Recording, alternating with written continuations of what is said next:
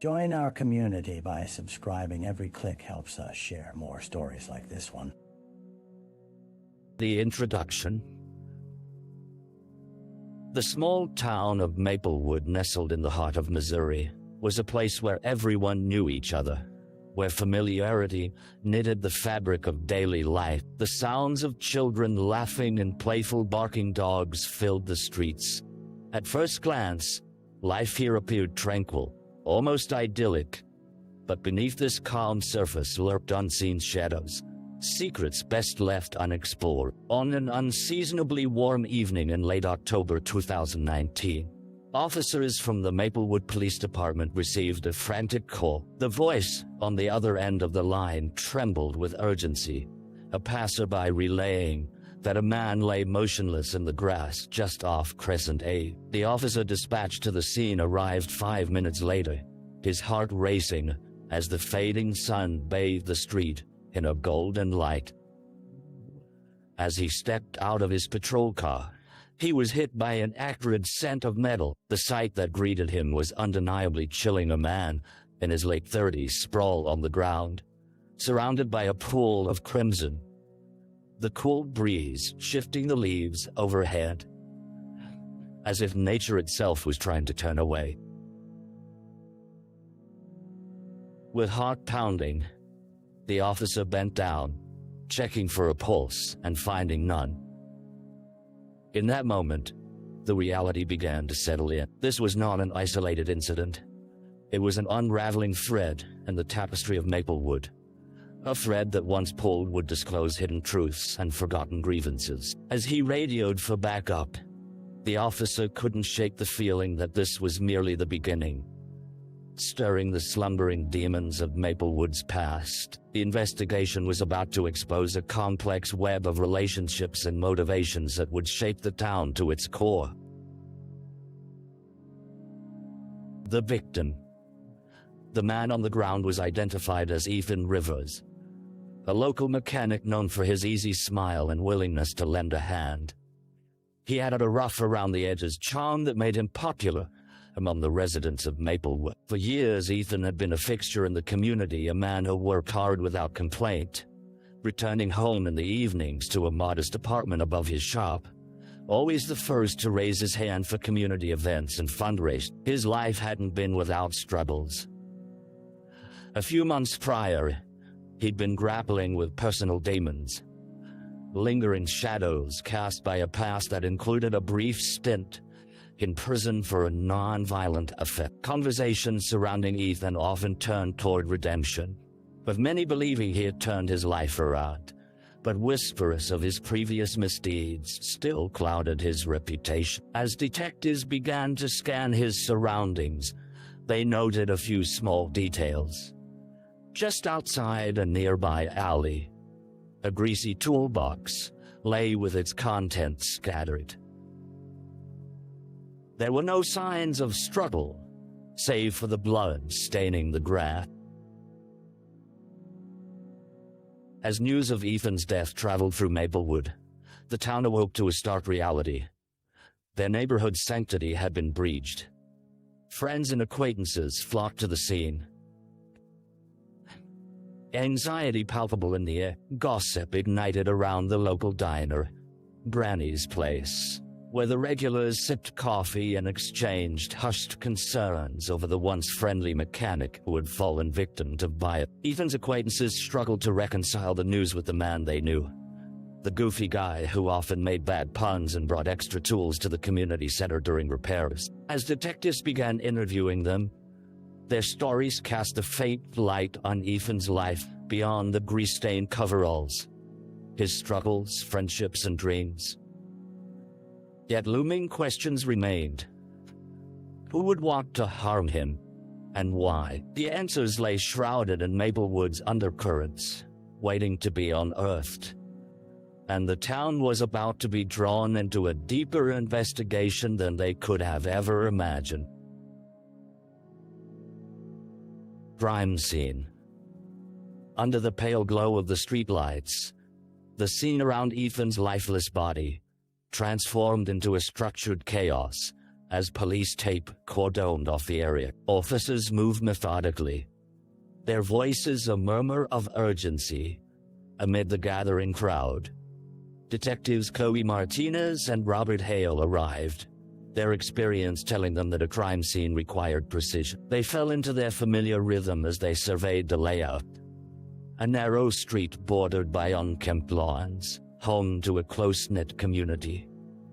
Temporarily fractured by fear, it was crucial to avoid contaminating potential evidence, especially with the crowd growing thicker.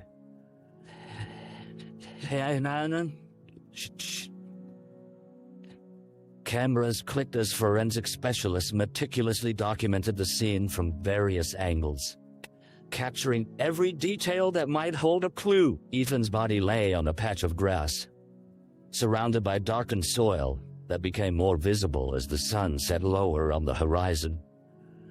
Detective Martinez's gaze swept the area, and she leaned in to inspect a trail of footprints leading to they appeared fresh, almost as if they were hastily made by someone escaping, but there was no clear sign of who had left them. Martinez's instincts fired. She had seen enough to know that every detail, however insignificant it might seem, could be pivotal in uncovering the truth. Almost too quiet, Hale remarked, dark eyes focusing on curious neighbors peeking from behind curtains, their faces obscured, but their intentions plain. It wasn't just a crime scene, it was a stark reminder that the safety they once took for granted could crumble in moments. An evidence marker stood to the right of Ethan's hand, a crumpled, blood-stained receipt. A quick glance at the details indicated a transaction at a local bar just hours before, a timestamp that could link him to companions or adversary. As night fell, Detective Martinez noted that questions loomed larger than before. Who had lost control in this ordinarily quiet town? And what truths lay waiting in the shadows that had swallowed Ethan Rivers? The early investigation. With autumn's chill settling in, the investigative team worked through the evening, establishing a network of interviews and examining leads. Detective Martinez and Officer Hale divided their efforts, each taking a route that complemented the other. Martinez, energized by her instincts, headed for the bar listed on Ethan's receipt, while Hale stayed behind, gathering formal witness statements from those who had gathered at the scene. The rusty nail, a dimly lit pub lined with wooden beams and memories, bore a reputation for being the gathering place of Maplewood's working class. As Martinez stepped inside, the sharp scent of stale beer and fried food mixed in the air, wrapping around her like a familiar blanket. The patrons, however, were anything but welcoming. The atmosphere shifted as they noticed a cop walking in.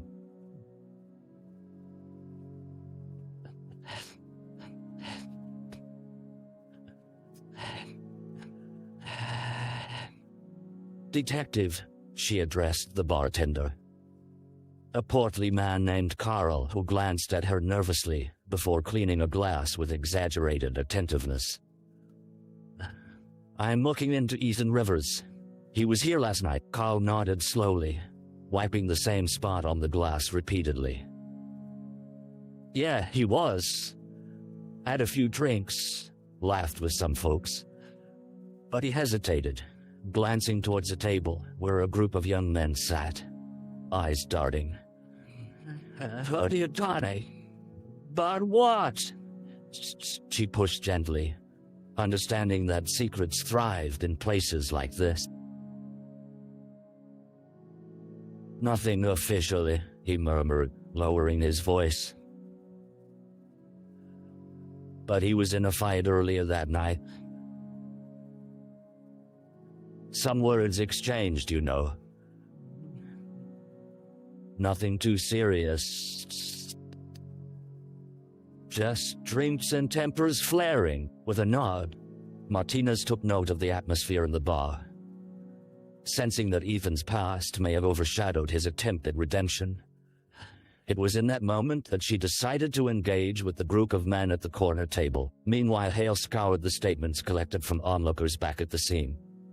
Many looked shaken, their testimonies veering between factual and emotional. A neighbor recounted hearing shouting that night, followed by a crashing sound moments before the sirens blared.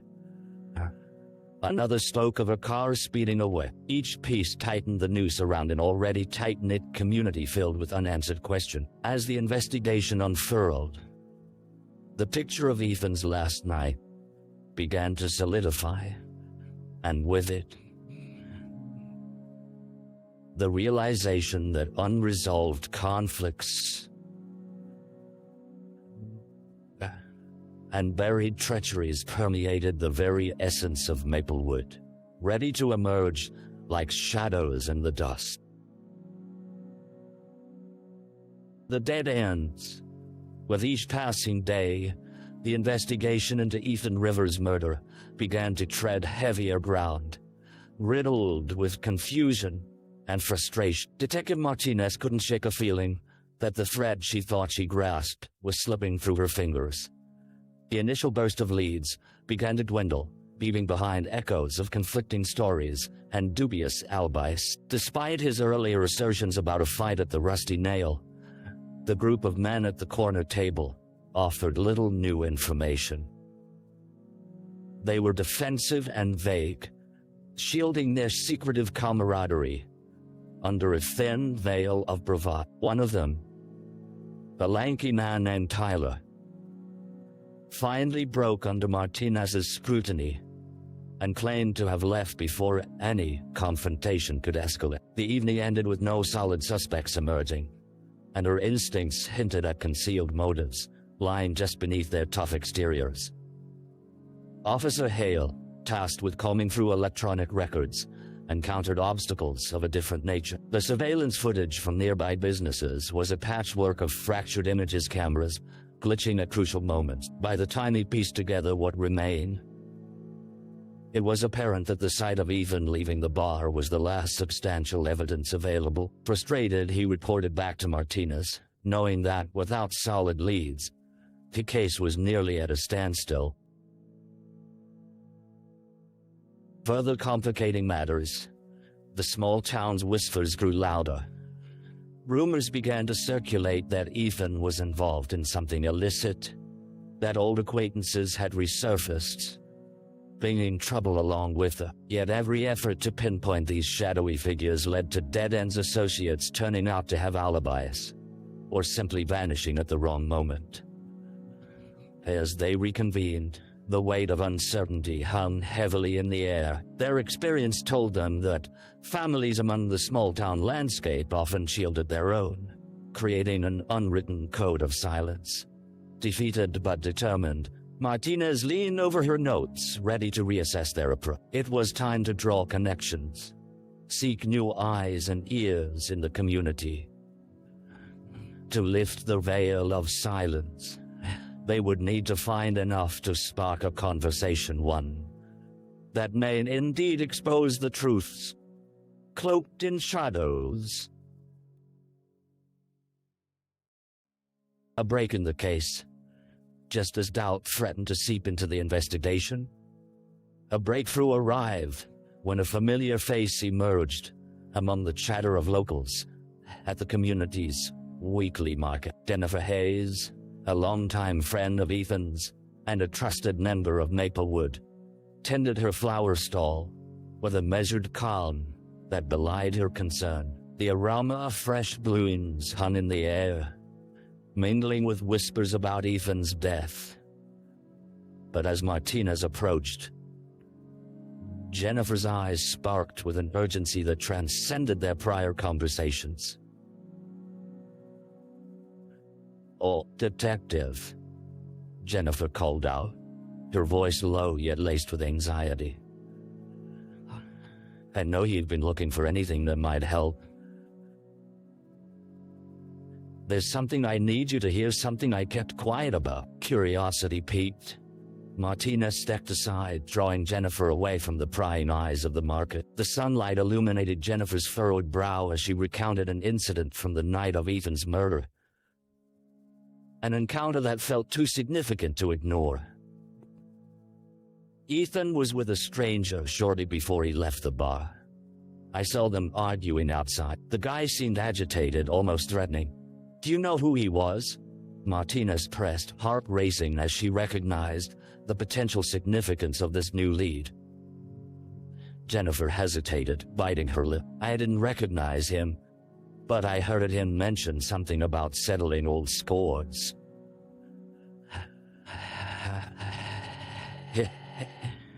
Gave me the chills. Yeah, well.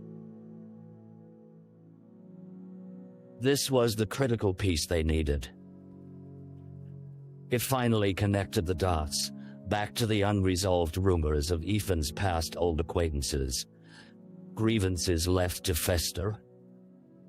As Jennifer provided a description, details began to snap into focus, and the days that followed, the detective team wasted no time hunting for the man who had intervened in Ethan's life that night. They canvassed the streets of Maplewood, visiting local hangouts and asking questions.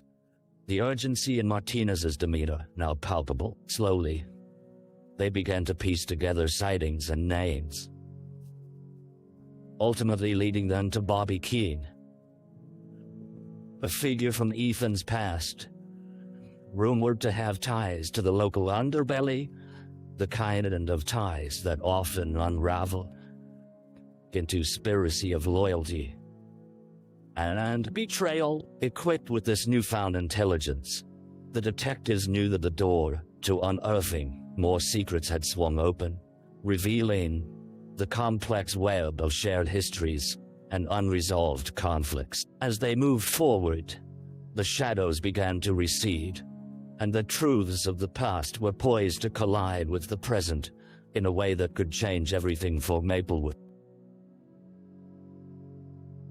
The suspect, Bobby Keene, wasn't hard to find. The phrase "every small town has its familiar faces" rang true as Detective Martinez learned that he frequently frequented a joint called The Crossing, another local bar on the outskirts of Maplewood, but one known for its rowdy energy and occasional scuffles.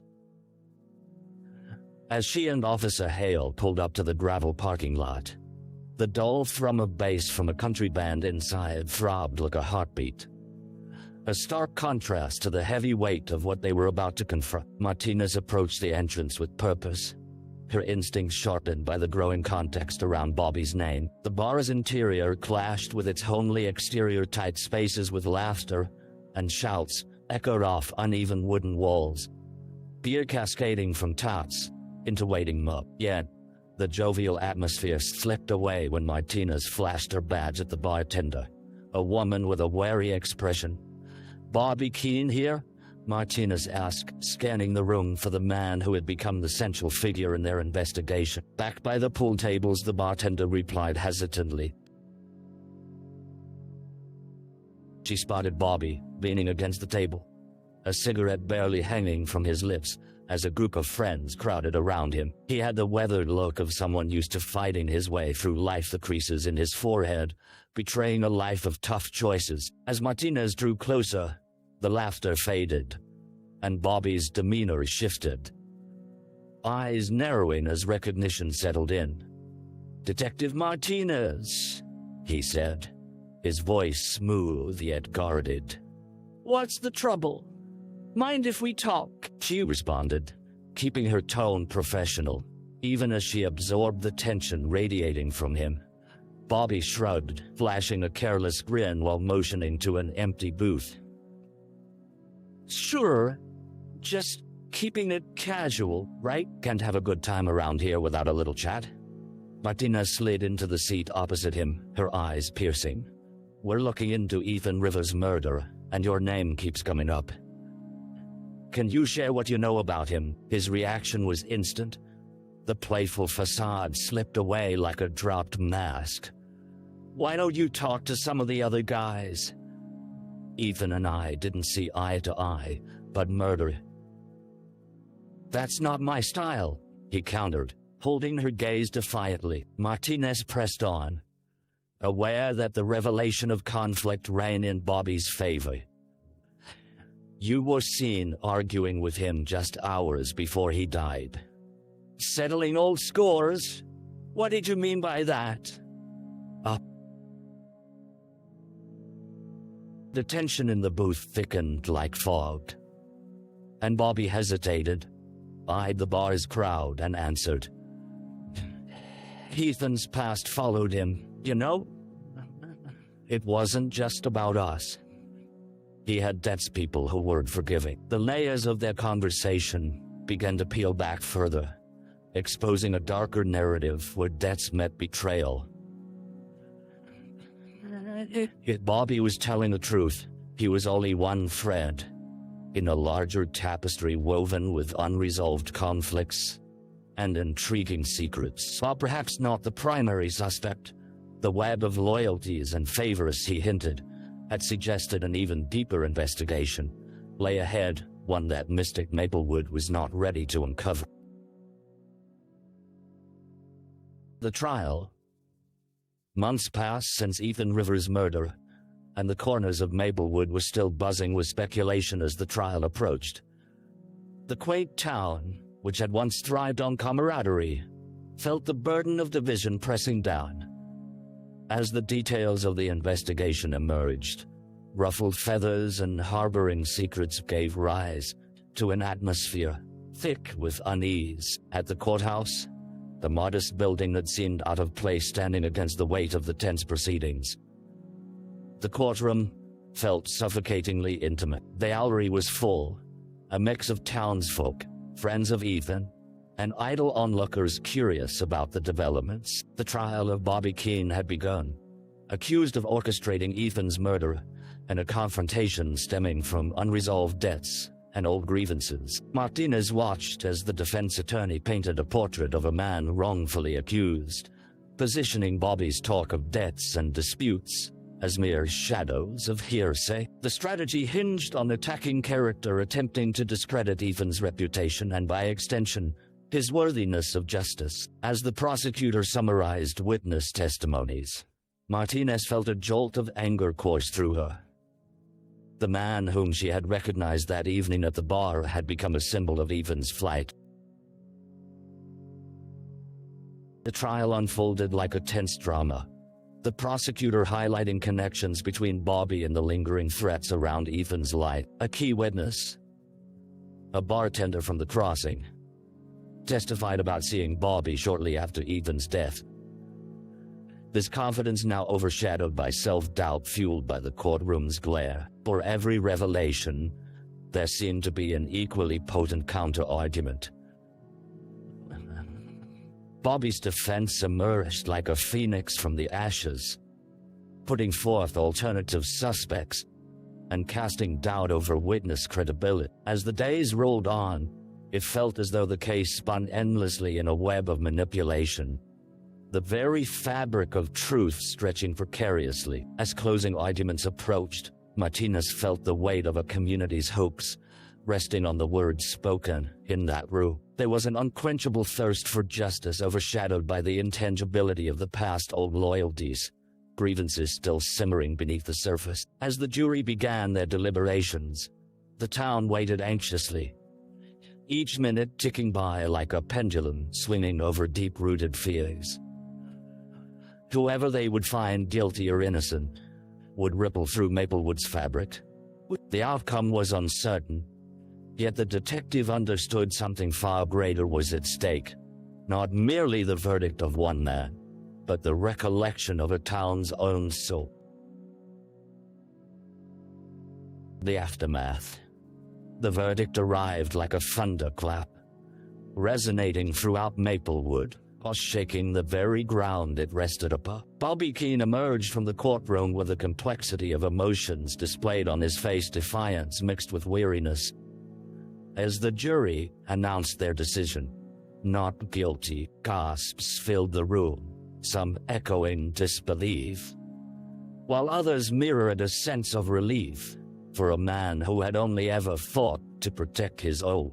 In the days that followed, the streets of Maplewood buzzed with heated debates, and conversations flared up in homes and diners alike. splitting alliances down the middle. Ethan's legacy became an uncomfortable topic, balancing on a knife's edge between remembrance and judgment. Some mourned the loss of his potential redemption, while others clung to the belief that he had brought about his demise through a tumultuous past that should never have followed him. Detective Martinez felt the weight of the community's unrest settling heavily upon her shoulders. With the trial behind her and Bobby acquitted, her investigation into Ethan's life continued, seeking further understanding of the darkness that had shrouded his final moments. She re-examined testimonies, identified new leads, and delved deeper into the network of individuals who had lingered in the shadows of Maplewood. One evening, she received an anonymous tip about a secluded warehouse on the outskirts of town.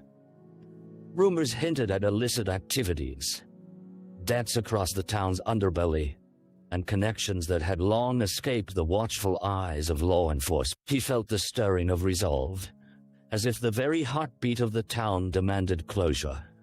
Armed with her suspicions and a sense of determination, Martinez rallied her team and proceeded with a new investigation. The whispers of prepaid debts, dark corners of Maplewood that harbored secrets beyond Bobby, became her new focus.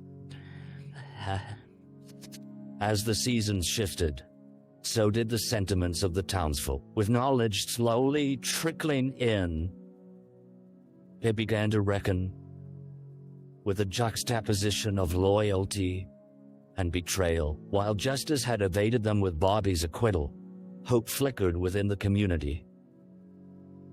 Perhaps resolution and understanding could still emerge from this tragedy. In the end, Ethan Rivers' murder shifted the very landscape of Maplewood, inviting discussion about justice, loyalty, and redemption. The story remained far from over, and Detective Martinez was determined to navigate the shadows, threading together the complex tapestry of their shared histories, so the truth could ultimately find its light. Reflection. As the days turned into weeks, Detective Martinez found herself reflecting deeply on the threads of the case that had woven through Maplewood's soul. The case of Ethan Rivers had become much more than just a murder investigation. It stirred the collective consciousness of the town, compelling it to confront long-held grievances and fears that had simmered just beneath its surface. There was an undeniable shift to those that lingered within the town's core. Sitting alone in a quiet diner one late afternoon, a corner booth bathed in soft sunlight, Martinez stirred her coffee absent-mindedly. She listened to snippets of conversations around her neighbors musing about broken relationships, lingering debts, and the tides of fate that could pull individuals under when tides turn. The trial had revealed the fragility of reputations and friendships, exposing vulnerabilities that lay hidden within the quaint fabric of their community.